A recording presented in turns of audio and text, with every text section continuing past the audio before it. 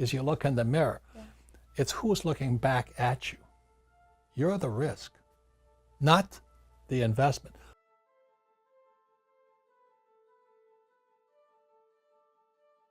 But something I've added over the course of the last few years, you have to be able to withstand pressure.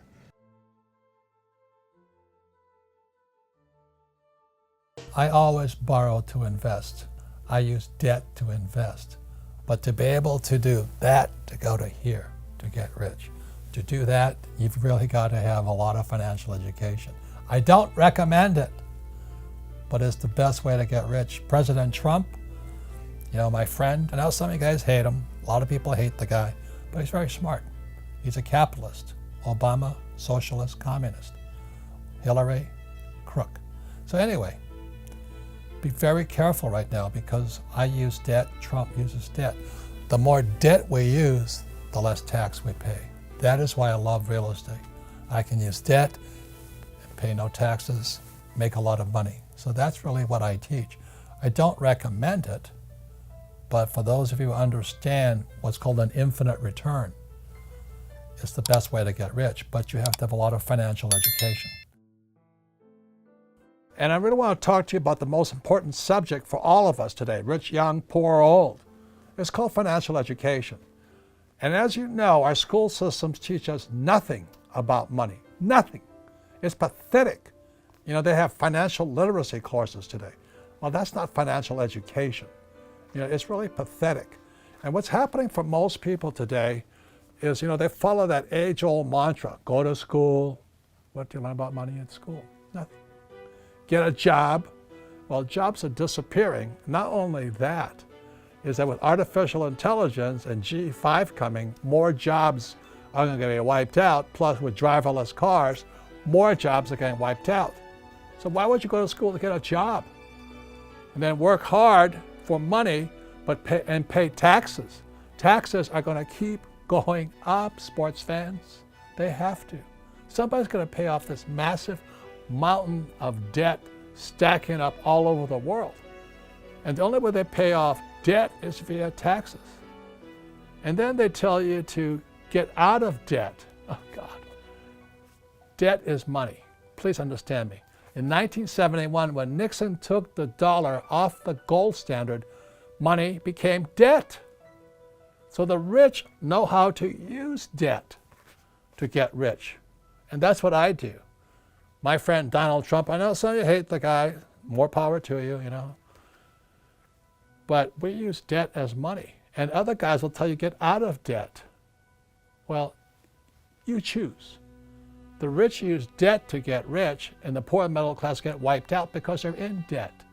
That's because of the lack of financial education. And they tell you to invest for the long term in a well-diversified portfolio of stocks, bonds, mutual funds, and ETFs.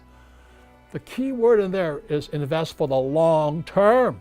Why would you invest for the long term when they're printing trillions of dollars and ZIRP, zero interest rate policy, they're paying you nothing for your money?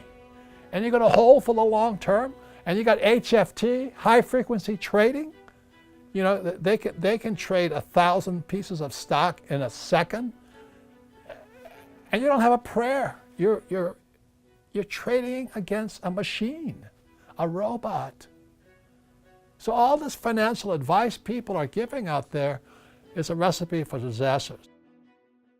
What's been very interesting, because recently somebody asked me the definition of entrepreneur. Now, it means a lot of different things. You have to have an idea, you have to never quit, you have to do a lot of different things.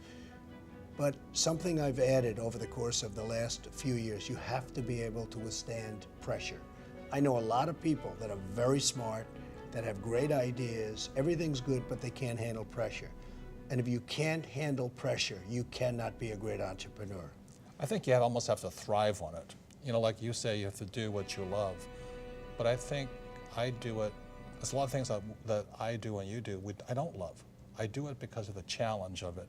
Because without that, I do it for the pressure. It makes me stronger, better, smarter. I know if I solve this problem, I'll be smarter at the end of the problem. So I think that's what the pressure that I like about this is, because we're creating out of nothing. You know, when you created this building, there was nothing. And you said, now there's going to be a building here. And you go, wow. The first way you understand risk is you look in the mirror. Yeah. It's who's looking back at you. You're the risk, not the investment.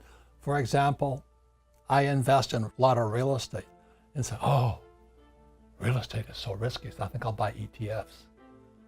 So you play it safe, but you'll learn more by investing in real estate, right?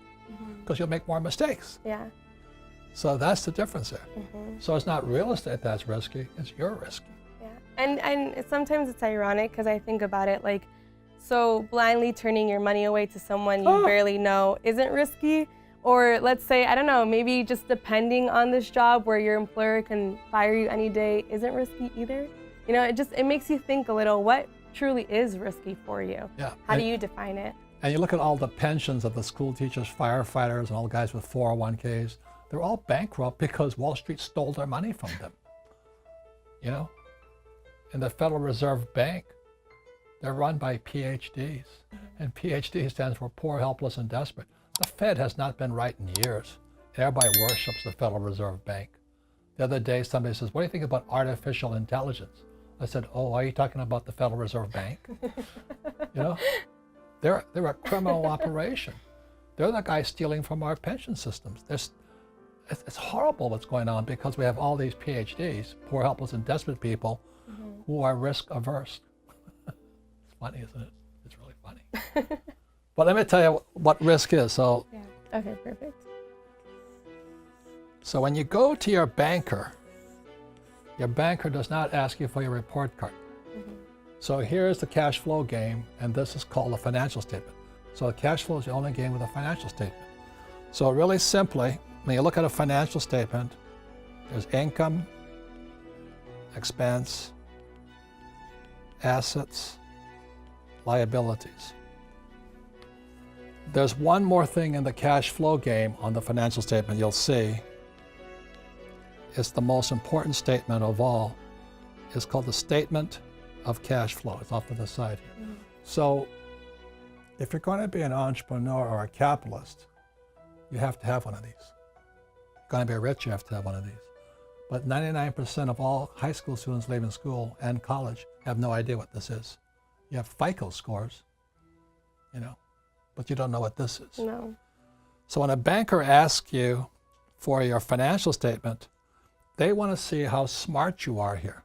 So let me tell you why school makes students poor. So really simply, it's this. Let's say I have a master's in arts, Master of Arts degree, right? Yeah. Or a Bachelor of Arts degree. Yeah. Do I learn anything about income? What about Greek mythology? Oh, there you go. I That's learned very important. nothing about income. And we wonder why kids are leaving school, or young generation, looking for that high-paying job. But now let me ask you this. If you have a degree in technology, do you learn anything about assets? Never. So you could be a techie and you know nothing about this. Yeah. You could be a techie and know nothing about this. You see, when a banker looks at your financial statement, they're looking at the mirror of you. This is a reflection of you. And if you got Jack here and Jack here, then you're not that smart financially. So the reason the cash flow game is such an important game, it teaches you what is important to your banker or for a capitalist or for an entrepreneur, is an entrepreneur's got to know how to increase their income. Yeah. And an entrepreneur's got to know how to create assets. If you don't know those two things, you should not be an entrepreneur. You should be an employee, which is why so many young people coming out of school have massive student loan debt over here, right? But they don't know anything about this and about this here. That's risky. And Donald and I love real estate. I love real estate. I think it's the best thing going, better than sliced bread. But if you're not smart with it, it's like a loaded gun. You know, you can protect yourself or you can kill yourself with it. So real estate is, to me, the best vehicle, but you've got to be smart with it because we're using debt. And debt is a two-edged sword out there. So you use debt, I use debt, but the more debt you use, actually you have to be smarter. So you can use debt to get richer. You can also use debt to wipe you out. So that's why, I continue on saying we need financial education. To just say to somebody, get out of debt, well, that's not accurate. You use debt, don't you? Debt is a great thing, and to be big and to be very successful, debt is a very useful weapon. But you have to be very careful. That's correct. So the other thing with when people say live below your means, you don't like to live below your means, do you? No. And I think when you say to somebody live below your means, you wipe their spirit out. It's like saying somebody, if you want to lose weight, go on a starvation diet. It doesn't make you healthier to starve yourself. So I would rather get financially educated. That's why I read your books, because this is my greatest asset. I want to feed my brain so that I can expand my means without getting into excessive debt or where I start to lose. Because debt, like I say, is a two-edged sword. But telling somebody to live below your means is almost inhumane. I never felt good doing it. I wanted to strive to do better every day. I want to do better every day. I liked a good life. Well, I have a friend who was not successful at all, but was really up and coming. And he had a thing. He would only fly first class. I'm not saying do this because for somebody it won't work, but he needed that mentally. Right. He wanted to fly first class because mentally he wanted to think he was the best, and that's it. And even though he didn't have much money at the time, this is years ago, he would always fly. I used to criticize him, but it put him in a good state of mind, and he became a very, very successful guy. Yes. Very, very successful.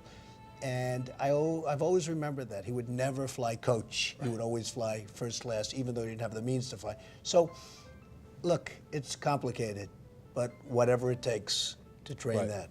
Whatever makes you feel better about yourself, stronger, more confident, to want to do better. And I think really that's the issue. And we're at the stage of our lives right now, to ask for more is not really it, but to do better, to feel better about ourselves is still important. It is very important. I always borrow to invest. And I really want to talk to you about the most important subject for all of us today, rich, young, poor, or old. It's called financial education. But something I've added over the course of the last few years, you have to be able to withstand pressure. As you look in the mirror, it's who's looking back at you. You're the risk, not the investment. So real estate is, to me, the best vehicle, but you've got to be smart with it because we're using debt. Look, it's complicated, but whatever it takes to train that.